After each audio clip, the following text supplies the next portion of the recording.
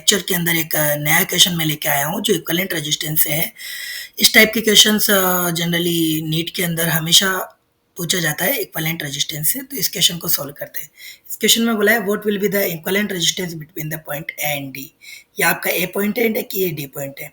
तो सबसे easy method मैं आपको बता रहा हूँ स्टूडेंट्स, जब भी कभी इक्विवेलेंट रेजिस्टेंस फाइंड आउट करने को बोले तो जिन 2 पॉइंट्स के बीच में इक्विवेलेंट रेजिस्टेंस फाइंड आउट करने को बोल रहा है उनके बीच में क्या कर दो, एक बैटरी कनेक्ट कर दो। फॉर एग्जांपल सबसे पहले इस डायग्राम को बना देता हूँ मैं।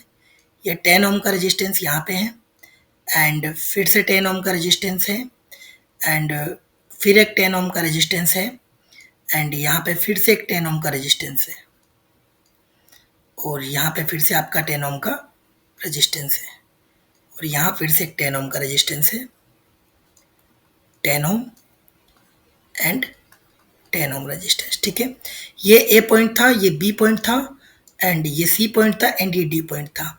ए और डी के बीच में पूछा है तो कुछ नहीं करना, आपको ए एंड डी के बीच में एज्यूम करना है कि यहाँ पे एक वी वोल्ट का बैटरी कनेक्टेड है। जिन भी 2 पॉइंट्स के बीच में रेजिस्टेंस इक्विवेलेंट करने को बोले, अब जनरली हमारे को वो रेजिस्टर्स ले लेने हैं जिनके अंदर करंट फ्लो होगा। ऐसे इसमें रेजिस्टेंस हो गए जिनमें करंट फ्लो नहीं होगा, उनको हमें कंसीडर नहीं करना। केवल कौन सा रेजिस्टेंस को कंसीडर करना है, जिसके अंदर करंट फ्लो होगा। तो एज्यूम कीजिए कि इधर से करंट आई फ्लो होगा। फॉर एग्जांपल इस आई का हमें नहीं पता है बट अब एज्यूम कर रहे हैं कि कितना होगा, ये हमें नहीं पता। ठीक है, तो करंट पहले ऐसे जाएगा, ऐसे जाएगा, कुछ करंट इधर चला जाएगा, कुछ करंट इधर आएगा। यहाँ से आने के बाद में इधर करंट जाएगा, इधर नहीं जाएगा बिकॉज यहाँ पे कौन है, ओपन सर्किट। तो ये ओपन है इसलिए इधर करंट नहीं जाएगा। फिर ये करंट यहाँ से जाने के बाद में ये करंट इधर आएगा, फिर इधर जो है आपका करंट नहीं जाएगा क्योंकि जाएगा तो इधर ओपन सर्किट है।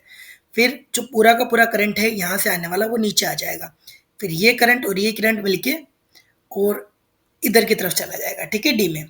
तो डी में जाते हुए इस तरह से ये पूरा सर्किट कंप्लीट करेगा। तो कौन कौन से रजिस्टर में करंट नहीं जा रहा, एक तो इस वाले में और एक इस वाले में। तो इसको छोड़ दो, बाकी सर्किट को आप वापस से डिजाइन कर लो। तो जब इस सर्किट को बनाओगे तो कुछ इस तरह की कंडीशन रहेगी।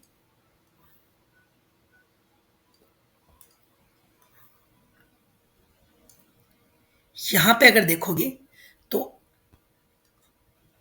10 ओम का रेजिस्टेंस, फिर 10 ओम का रेजिस्टेंस, फिर यहां पे वापस से 10 ओम का रेजिस्टेंस और एक 10 ओम का रेजिस्टेंस यहाँ पे भी है।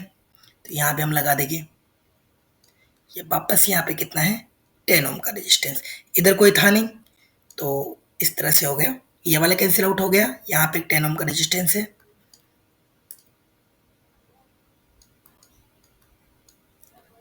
और ये आपका 10 ओम का रेजिस्टेंस और ये इस तरह से कनेक्टेड हो गया। तो अब इजीली स्टूडेंट्स हम देख सकते हैं कि जो ये 2 रेजिस्टेंस है वो सीरीज में है। तो इन दोनों का तो कितना हो जाएगा, इन दोनों का सीरीज कनेक्शन हो जाएगा 20। तो न्यू सर्किट कुछ इस तरह से बन गया और ये 10 और 10 किस में हो जाएगा, सीरीज में। तो ये भी कितना हो गया, 20 ओम। ठीक है, तो कुछ सर्किट इस तरह से बन गया हमारा कि ये आपका 10 ओम हुआ और इधर आपका कितना हो गया, 20 ओम और यहाँ पे भी कितना हो गया, 20 ओम। ओके, एंड ये इस तरह से यहाँ वापस से क्या हो गया, 10 ओम। ये आपका ए हो गया और ये डी हो गया। तो अब ये 20 और 20 जो है वो किस में हो गया, पैरेलल में। तो इनका कितना बन जाएगा, 10। मैं बताता हूँ कैसे बनेगा। R total is equal to होता है R1 upon R2 upon R1 into R2 upon R1 plus R2 होता है। तो R1 R2 10 into 20 into 20 upon 20 plus 20। तो ये कितना आ जाता है आपका, 10 ओम आ जाएगा। 400 अपॉन 40 करोगे तो वो कितना आ जाएगा, 10 ओम। और एक डायरेक्ट भी आप इसको याद रख सकते हो, यहाँ से एक ट्रिक बता देता हूँ। जब भी 2 रेजिस्टेंस पैरेलल में हो और उनका वैल्यू सेम हो तो उनका जो आर टोटल है वो डायरेक्ट आर बाई एन से आ जाता है। यहाँ पे एन आपके नंबर ऑफ रजिस्टर से, यहाँ पे एक रजिस्टर 2 रजिस्टर है तो कितना हो गया, आर बाई 2। तो आर कितना था, 20 बाई 2, 10 ओम। तो जनरली स्टेप बाय स्टेप बताओ लेकिन स्पीड में कर लोगे। ठीक है, आप बस मैं एक स्टेप बाय स्टेप इसलिए बता रहा हूँ ताकि आपको कोई कन्फ्यूजन ना हो। तो अब यहाँ पे वापस से कितना हो गया, 10 ओम और ये नीचे वाला 10 ओम, क्योंकि ये 10 ओम हो गया। तो अब ये तीनों किस में हो गए, सीरीज में। ये तीनों किस में हो गए, सीरीज में।